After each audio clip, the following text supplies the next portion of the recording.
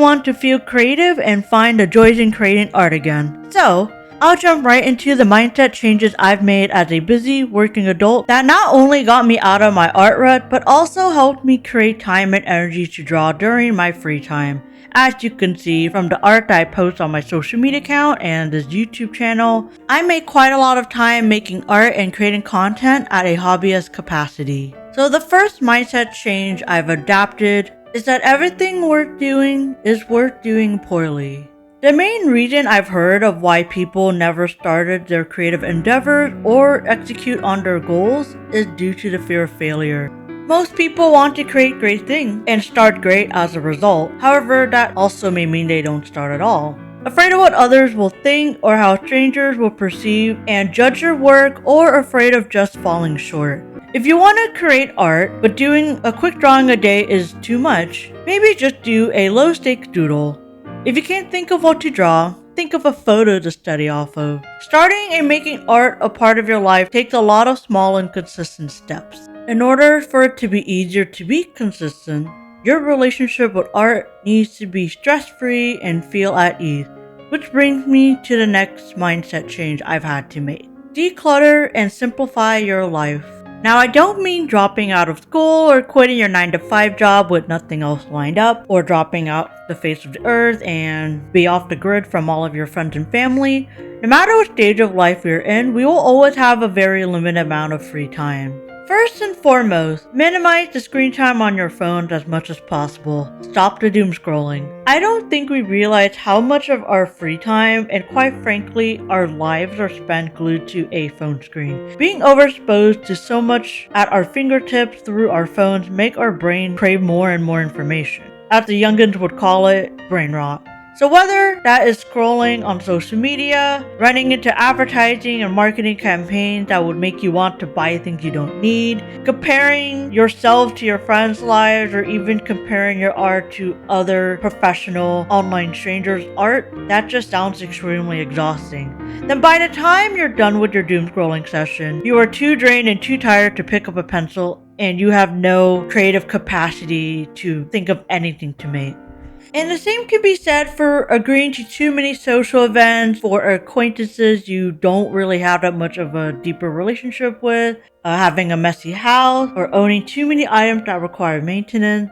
Having limited time and energy while having a cluttered life is a surefire way to spread ourselves way too thin. Cleaning up your space, being intentional with your social outing, limiting your social media apps. However, I can understand the hesitation to delete social media apps from your phone completely, especially as an artist online. So one of the ways that would help me focus is by putting my phone in a drawer in the other room, so that way it's not as easy for me to pick up the phone and accidentally doom scroll. When the environment around me is settled, I am able to utilize my limited free time after work to create and be fully present and focused on drawing. The next mindset change I've had to make is to become self-aware at the capacity that I wanted to create art. And so for many years, I pursued this idea that I wanted to do art professionally. However, after many years of drawing and creating and reflecting on what I truly like drawing, I realized that I have a hard time creating under financial pressure and very tight time constraints, which tight deadlines are very normal in those industries. So when those pressures are tied to my work, I actually do the opposite. I'm not motivated or driven to draw. I actually have paralysis when I'm weighed down with so many external factors to be worried about. Not to mention, it's not art for myself or art I want to do. It's always going to be art that would need to be catered to your creative director's vision, whoever you end up working under. So after a lot of self-reflection, I've realized that art has to be fun and low stakes for me to enjoy it and to pick up the pencil every day and draw. And also that I do not need to qualify as a professional artist or have a huge social media following to feel good about creating art. Before the existence of the internet, a lot of us as kids were drawing for the fun of it. When you create in those environments, you're more attuned to what you personally want to draw instead of nowadays when people are chasing social media like online recognition or catering their art to the algorithm or a specific fandom that you would sell prints and charms of at a convention. So I realized that when I'm not creating for a prospective studio or catering my art style to fit in with another person's style, that is when I enjoy creating the most. So that's when I realized, oh, maybe being a professional artist is truly not for me. And I've come to terms with that. I'm pretty happy being able to have the freedom to draw what I feel like drawing and posting it on the Void online. So even when nobody watches, I'm happy with the time I spent drawing. So to wrap up this point, reflect on your past and present relationship with art and always redefine your future goals just based on what comes naturally and what kind of artist you want to be a few years from now. Now, speaking of relationship with your art, my next mindset change is to not outsource your happiness in making art to external factors. By external factors, I mean don't tie your self-worth or perceived art abilities on social media numbers, store sales, on who follows you, or having a professional gig. If you put your ability to create or base your confidence levels on factors you have zero control of, you are setting yourself up for burnout or even worse, quitting. Having those thoughts constantly will always give you reason to second guess yourself, which is not the most motivating way to pick up the pencil at the end of a long day of work. Now, it's easy for me to say because I've never had much attention on my work ever. But I've realized from that there are many ways to feel enjoyment in creating. Personally, the fun part of creating is always in the process, looking up tutorials to learn new skills, and seeing myself improve over time rather than the end goal or the final result.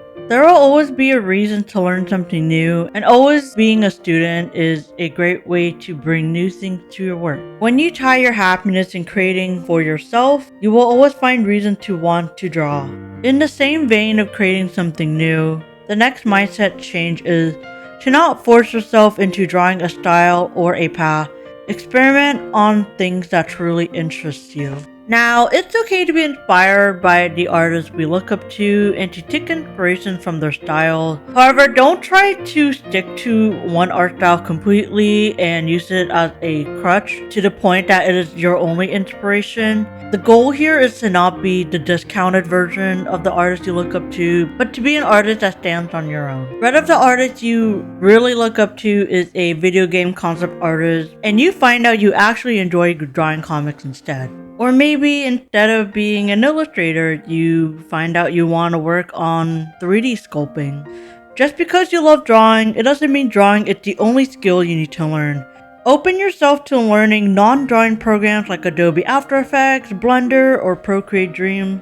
In addition, learning non-art related things is also extremely beneficial. Are you into sports, gardening, sea creatures? Wouldn't it be cool to integrate these things into your drawings? Like writing a baseball sports comic, or creating watercolor plant prints, or taking a sketchbook to an aquarium and drawing the fishes there. When you learn a variety of different skill sets, you end up creating a more unique and artistic voice for yourself. Next mindset change is to accept creating imperfect art. Social media has overexposed us to a lot of talented artists, which in itself is fine, but we are also being served a very curated feed of all of their works. And when we're always seeing everyone's amazing works all the time, it's so easy to feel that in order to be a quote-unquote good artist, we have to always churn out amazing work. And in turn, artists may feel like they have to be great and then be disappointed when every single sketch